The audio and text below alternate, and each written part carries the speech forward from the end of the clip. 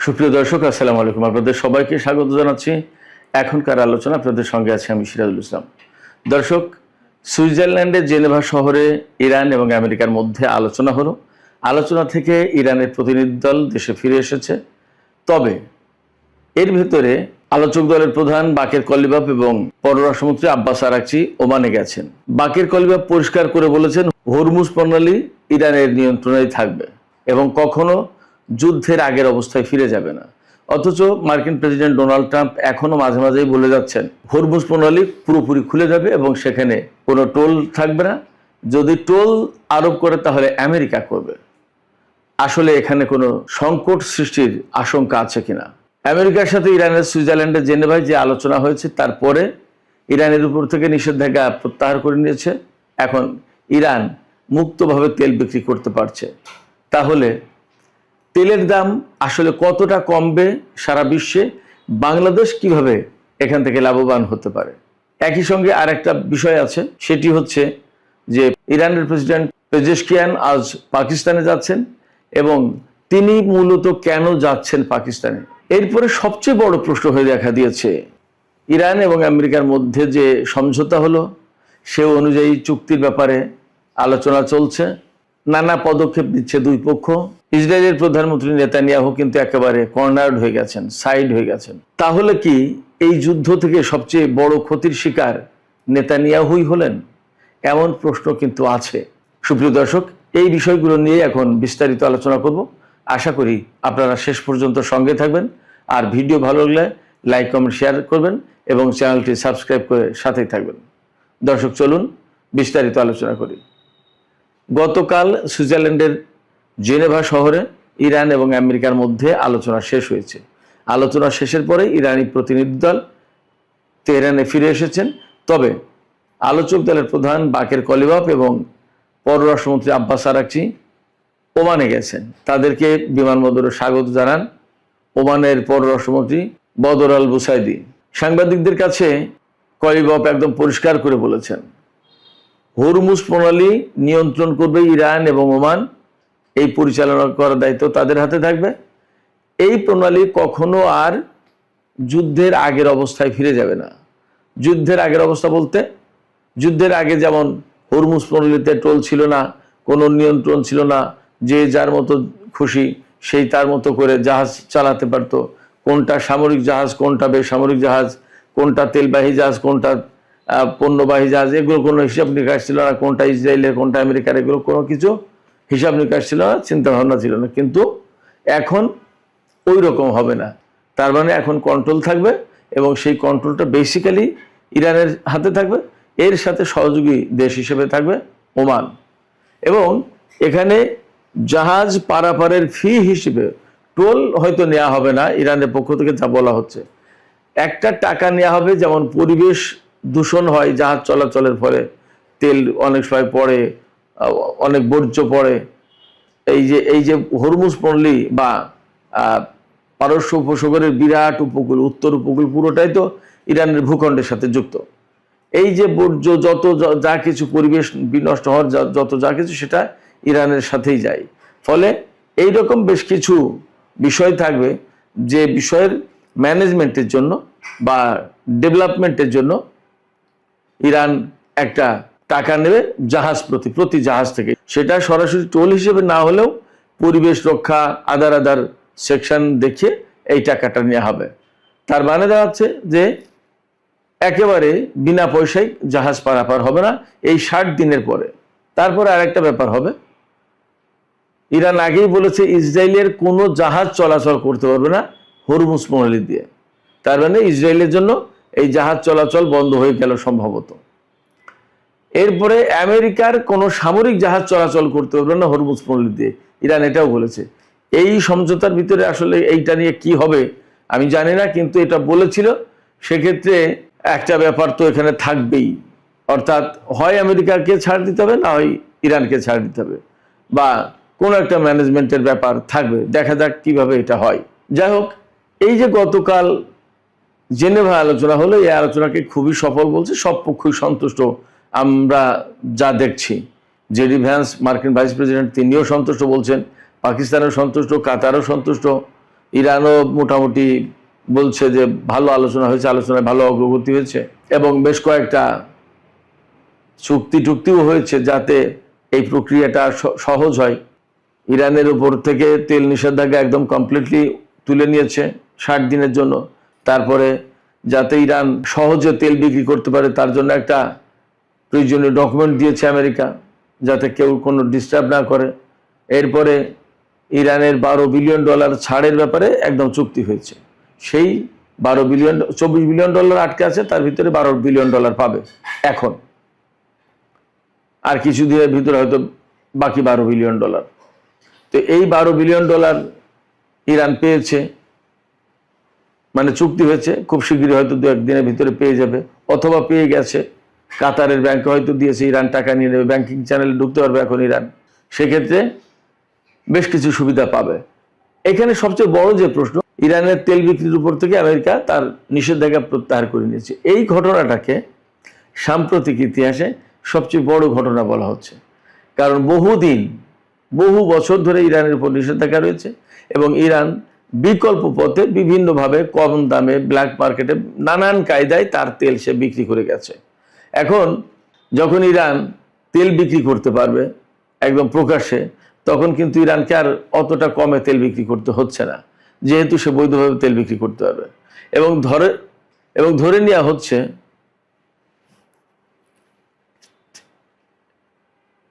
এই বৈধভাবে তেল বিক্রি করার কথা চীন থেকে শুরু করে সবার কাছে, তার মানে বাড়তি দামে। যদিও তেলের দাম কমে আসবে, ইরানের উপর থেকে নিষেধাজ্ঞা প্রত্যাহার করার পরে আন্তর্জাতিক গণমাধ্যম থেকে জানা যাচ্ছে যে 1 থেকে 3% দাম কমে গেছে। এখনই হুড়মুড় করে দাম কমছে না এই কারণে যে হরমুজ পল্লীর যে রেকর্ড, গত 24 ঘন্টায় 24টা জাহাজ, 2 ডজন জাহাজ চলাচল করেছে হরমুজ পল্লী দিয়ে।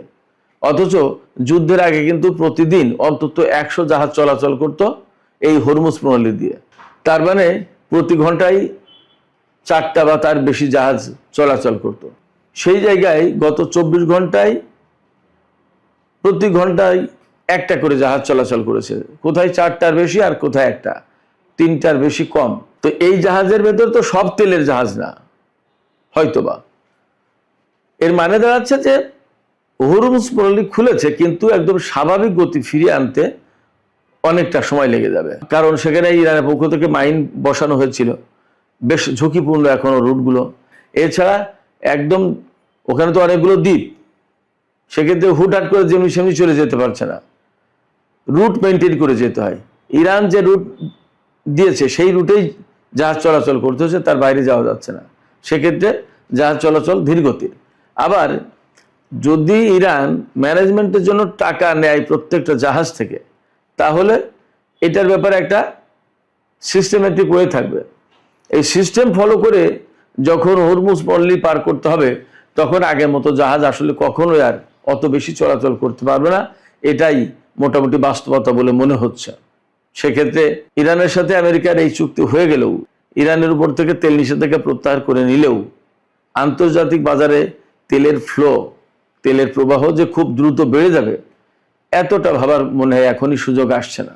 সেক্ষেত্রে তেলের দাম আস্তে আস্তে ধীরে ধীরে কমবে, কিন্তু ধীরে ধীরে। এই জায়গায় বাংলাদেশ কিভাবে সুবিধা পেতে পারে? এখানে একটা ব্যাপার হচ্ছে যে আন্তর্জাতিক বাজারে যখন তেলের দাম, জ্বালানির দাম কমবে, তখন বাংলাদেশেও অনেকটাই কমার কথা। কিন্তু মুশকিল অন্য জায়গায়। তেলের দাম কমলো, কিন্তু অর্থনীতিতে যদি একটা মন্দা ভাব অবস্থা তৈরি হয়, তাহলে কিন্তু বাংলাদেশের রেমিটান্স কমে যাবে। আবার তেলের দাম বাড়লেও সেই সংকট তৈরি হয়। যেমন তেলের দাম বাড়লে দুনিয়ার সমস্ত সবকিছুর দাম বেড়ে যায়। আর যদি যে যুদ্ধ গেল বা যে পরিস্থিতি বিরাজ করছে, এর কারণে যদি কোনো রকমের রিসেশন অর্থাৎ মন্দা অবস্থা তৈরি হয়, তাহলে আমরা যেহেতু জনশক্তি রপ্তানি করি, পোশাক রপ্তানি করি, এর দুটো খাতেই ঝামেলা তৈরি হবে। ঝামেলা তৈরি হবে কীরকম? যখনই আর্থিক মন্দা দেখা দেয় বিশ্ব অর্থনীতিতে, তখন যারা উদ্যোক্তা, যারা জনশক্তি আমদানি করে বা পোশাক আমদানি করে, তাদের কেনার পরিমাণ, জনশক্তি নেয়ার পরিমাণ, এগুলো সব কমে যায়। কারণ ধরুন একটা হোটেল, একটা পর্যটন কেন্দ্রে একটা হোটেল হয়তো 3 শিফট চলতো, এখন সব কিছু দাম বেড়ে যাওয়ার কারণে পর্যটনের সংখ্যাও কমে যাবে। তখন ওই হোটেল মালিক স্বাভাবিকভাবেই তার 3 শিফটের জায়গায় 2 শিফট করবে, 2 শিফটের জায়গায় 1 শিফট করবে। আলটিমেটলি লোক কম লাগবে, তখন তার যে বাড়তি লোক আছে সে ছাঁটাই করবে বা বেতন কমিয়ে দেবে, তারপরে ওভারটাইম কমে যায়। এরকম নানান কারণে শ্রমিক যারা ছিল বা জনশক্তি যারা বিদেশে গেছে তাদের সবার আয় ইনকাম কমে যায়, তখন তারা রেমিটেন্স কিন্তু কম পাঠাতে পারবে। এইভাবে আমাদেরকে একটা স্বস্তির নিঃশ্বাস ফেলার সুযোগ দিলেও অর্থনীতির যে অবস্থা, এখনো মন্দা অবস্থা তৈরি হয়নি, কিন্তু এমনটি আশঙ্কা আছে। এবং এই অবস্থা অনেকটা ডিপেন্ড করছে চীনের উপরে। চীন কতটা বেশি মাত্রায় তেল ব্যবহার করবে এবং কতটা বেশি তার ফ্যাক্টরি আদার চালু করবে, তার পশ্চিমা জগতে তার বাজার চাহিদা পূরণ করার জন্য চীনা কতটুকু পণ্য উৎপাদন করবে এবং পশ্চিমা জগৎ কতটুকু গ্রহণ করছে, আবার পশ্চিমাদের পণ্য সারা বিশ্বে কিভাবে সাপ্লাই চেইনে যাচ্ছে, এগুলোর অনেক কিছুর উপর ডিপেন্ড করছে। সেক্ষেত্রে আমার কাছে মনে হচ্ছে সামগ্রিক বিচারে বাংলাদেশ যে খুব বেশি একটা লাভবান হতে পারবে তা না, তবে এই জায়গায় লাভবান হওয়ার পথটা কি এবং কোন উপায়ে আমরা লাভবান হতে পারি, এই জন্য কূটনৈতিক প্রক্রিয়ার পাশাপাশি অর্থনৈতিক বিশেষজ্ঞ যারা আছে তাদেরকে নিয়ে আলোচনা করা দরকার, তাদের পরামর্শ নেওয়া দরকার এবং তাদেরকে প্রয়োজনীয় দায়িত্ব দেওয়া দরকার। এই বিষয়গুলো নিয়ে তারা ভাবুক, চিন্তা করুক, গবেষণা করুক এবং কার্যকর পদক্ষেপ নেওয়ার জন্য সরকারকে পরামর্শ দিক। সেটাই হবে বাংলাদেশের জন্য সুবিধাজনক। যা হোক, সুপ্রিয় দর্শক, এই যে ইরান, আমেরিকা, ইসরায়েল যে যুদ্ধ হলো, এই যুদ্ধের ভেতরে একটা গুরুত্বপূর্ণ পার্ট ছিল, উল্লেখযোগ্য পার্ট ইসরায়েল। এবং বলাই হচ্ছে যুদ্ধের আগে থেকে এই পর্যন্ত সবাই যে এই যুদ্ধে ইসরায়েল মূলত আমেরিকাকে টেনে আনলো বা ইসরায়েল আমেরিকাকে টেনে এনেছে। অনেকে বলছে যে ইসরায়েলের প্রধানমন্ত্রী নেতানিয়াহুর বুদ্ধি, পরামর্শ, উস্কানি এবং চাপে ডোনাল্ড ট্রাম্প এই যুদ্ধে জড়িয়ে গেছে।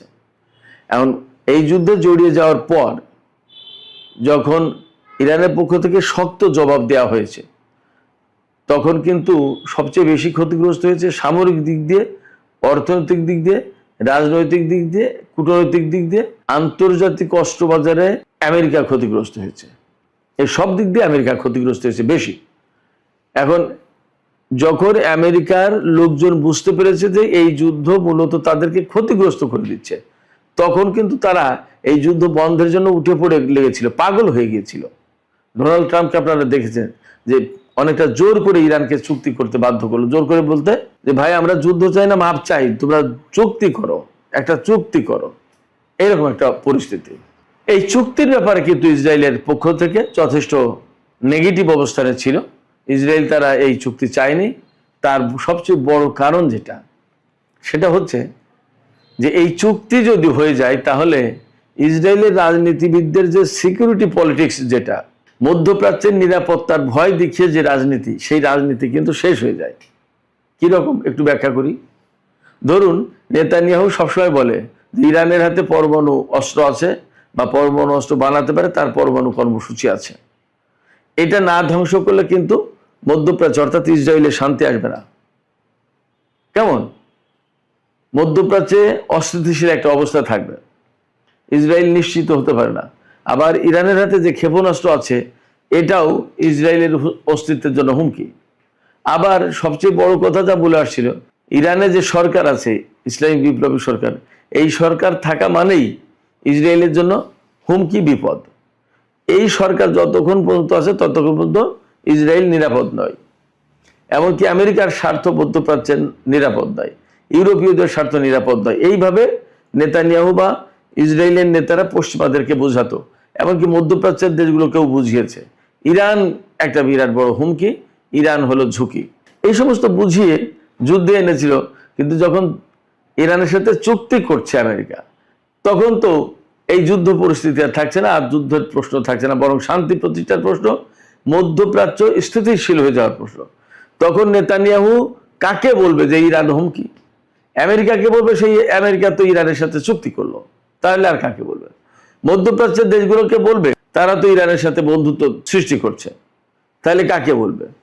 সেক্ষেত্রে ইসরায়েলের যে রাজনৈতিক নেতারা আছে, বিশেষ করে নেতানিয়াহু, যিনি সবচেয়ে বেশি এই ইরান যুজুর ভয় দেখিয়ে ইরানের হুমকিকে সবার সামনে তুলে ধরে ইরানের বিরুদ্ধে যুদ্ধ করেছে বা ইরানের বিরুদ্ধে সবসময় মারবার কাট অবস্থানে ছিল, এই জায়গা থেকে কিন্তু একটা সংকটে পড়ে গেল নেতানিয়াহু। তিনি কিন্তু আর এভাবে কাউকে বোঝাতে পারবেন না, মানুষ তার এই বক্তব্য আর গ্রহণ করবে না। সেক্ষেত্রে তার রাজনৈতিক ভবিষ্যৎ কি তাহলে ইসরায়েলি জনগণের মধ্যে? বরং ইসরায়েলের জনগণ 92%-এর বেশি, আমি সেদিন একটা ভিডিওতে বলেছিলাম, 92%-এর বেশি মানুষ মনে করে যে ইসরায়েল ব্যর্থ হয়েছে, ইসরায়েল পরাজিত হয়েছে, ইরানিরা জিতেছে। তো যে 92% মানুষ এইটা ভাবে, তারা তো ভোটার ইসরায়েলের, তারা তো নেতানিয়াহুকে ভোট দেবে না। তাহলে কি অবস্থা দাঁড়ায়? তাহলে যা দাঁড়ায় তা হচ্ছে এই, নেতানিয়াহু আগামী নির্বাচনে মনে হয় ক্ষমতা আসতে পারবে না, এবং ক্ষমতায় আসতে গেলে তার বহুত কাঠখড়ি পোড়াতে হবে। আর এই জুজুর ভয় দেখে তার রাজনীতি করা হয়তো হবে না। সেক্ষেত্রে নেতানিয়াহুর রাজনৈতিক ভবিষ্যৎ যথেষ্ট ক্ষতিগ্রস্ত হলো।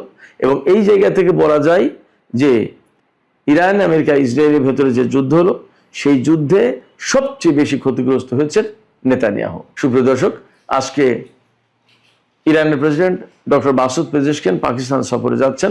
একদিনের সফরে তিনি পাকিস্তান যাবেন। আমি যখন ভিডিও করছি তখন যাবেন বলছি, হয়তো এই ভিডিও যখন শুনবেন ততক্ষণে হয়তো তিনি পাকিস্তান পৌঁছে যাবেন। এই সফরের একটা বড় কারণ হচ্ছে ইরানের প্রেসিডেন্ট মাসুদ পেজেশকিয়ান ব্যক্তিগতভাবে পাকিস্তানে উপস্থিত হয়ে পাকিস্তান সরকারকে, জনগণকে ধন্যবাদ দিতে চাই এই যুদ্ধবিরতি, এই যুদ্ধের অবসান ঘটানোর ক্ষেত্রে পাকিস্তান সরকার এবং জনগণ যে ভূমিকা রেখেছে তার জন্য তিনি পাকিস্তান সরকার এবং জনগণকে ধন্যবাদ দিতে চান। পাশাপাশি বাণিজ্য সহযোগিতা আরো অনেক বেশি বাড়ানো যায় কিভাবে, তার একটা আলাপ আলোচনা তিনি করবেন। এবং এই সময় তিনি পাকিস্তানের প্রধানমন্ত্রী প্রেসিডেন্ট আসিফ আলী জারদারি, প্রধানমন্ত্রী শাহবাজ শরীফ, এরপরে পররাষ্ট্রমন্ত্রী ইসাক দার, হয়তো সেনাপ্রধান আসিম মুনির, এরপরে সিনেটের চেয়ারম্যান গিলানি, এরপরে পাকিস্তানের জাতীয় সংসদের স্পিকার আয়াজ সাদিক, সবার সাথেই বৈঠক হবে। তো এই বৈঠক এবং এই ইরানের প্রেসিডেন্টের পাকিস্তান সফর, এই সফরটাকে বিশেষ গুরুত্ব দিচ্ছে পাকিস্তান ইরানের পক্ষ থেকেও। এবং এত বেশি নিরাপত্তা ব্যবস্থা নেওয়া হয়েছে রাজধানী ইসলামাবাদে যে অনেক বাস টার্মিনাল, বাস চলাচল অনেক কিছু বন্ধ করে দেওয়া আছে। এমনকি ইসলামাবাদ হাইকোর্ট আজকে বন্ধ, অনেক অফিস আদালত বহু কিছু বন্ধ তার নিরাপত্তার জন্য এবং এই সফর নির্বিঘ্ন করার জন্য। সেক্ষেত্রে আমরা আশা করতেই পারি যে এই সফর থেকে ইরান এবং পাকিস্তানের সম্পর্ক অন্যরকম উচ্চতায় চলে যাবে। সুপ্রিয় দর্শক, এখনকার আলোচনা এখানে শেষ করতে চাই। যাবার আগে আমি আপনাদের কাছে জানতে চাই